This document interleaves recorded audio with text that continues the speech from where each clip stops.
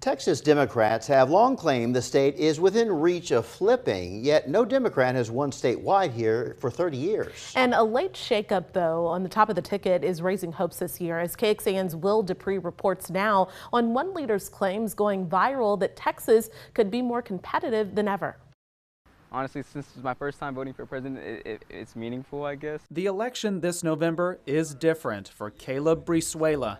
He finally gets to cast a ballot for president, and the 21-year-old says he's excited to support Kamala Harris. Even though she may be older, she's giving us that youthful energy, and she's giving us that something we can relate to, and I think that's what people want. He says his friends are now more engaged in the race too, and that enthusiasm could factor into how Democrats perform in Texas, according to this familiar voice. I don't know, but I can tell you in Texas, which Barack Obama lost by 16 points in 2012, Hillary Clinton lost by 9 points in 2016, and Joe Biden only lost by 5.4% in 2020. This is really the sleeper battleground state. That phrase, used by Beto O'Rourke, trended this week on social media. Republicans, though, question whether he's worth listening to still, since he lost 2 statewide races.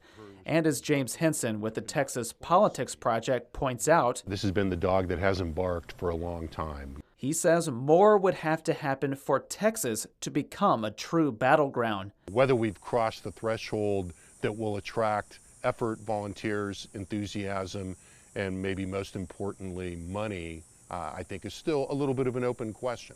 The race is now much more competitive than it was a month ago. While that may be true, Travis County Republican Chairman Matt Makoviak expects Texas not to be in the small mix of states that will ultimately decide who sits in the White House. And in the end, it might even be more simple than that. Whoever wins Pennsylvania will likely be the next president of the United States. Will Dupree, KXAN News.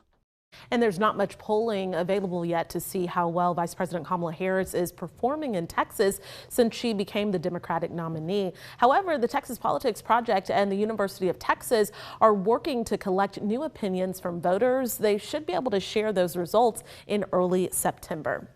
Well, for more insight here, the margin between Republicans and Democrats is narrowing in Texas and has been doing so for the past 3 decades. So in the 2014 gubernatorial election, Texas Governor Greg Abbott won by 20 percentage points against Wendy Davis. Then in 2022, the governor's victory was cut to about 11 percentage points. On your screen right now is a map showing the average margin of victories in counties across the state from 2016 to 2022. The darker the red or blue, the larger the margin, and the lighter colors represent smaller margins. You can take a closer look at the data by heading over to KXAN.com under Newscast featured links.